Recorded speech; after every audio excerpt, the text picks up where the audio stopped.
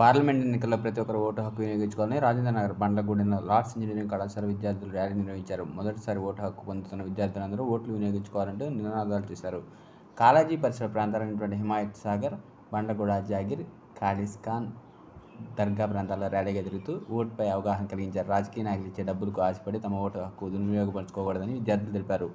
Vote అనే హక్కు ద్వారా సద్వినియోగం చేసుకోవాలని ప్రతి ఒక్కరిని కోరారు. అనంతరం కళాశాల డీన్ శశికిరణ్ మీడియాతో మాట్లాడారు. ఎన్నికల్లో ఓటు ఏ విధంగా వేయాలి, బ్యాలెట్ పైన ఎట్లా ఓటు హక్కును వినియోగించుకోవాలి అనే దానిపైన విద్యార్థులకు అవగాహన కల్పించమని ఆయన తెలిపారు.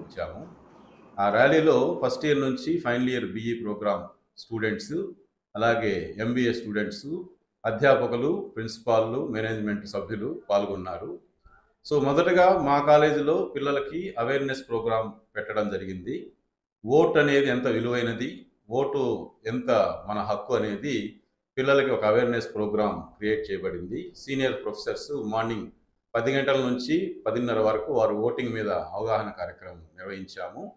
అదేవిధంగా ఈవీఎం మిషన్ ఎలా ఉంటుంది, ballot paper, postal ballot paper ఎలా ఉంటుంది, ఈవీఎం మిషన్ ఏ విధంగా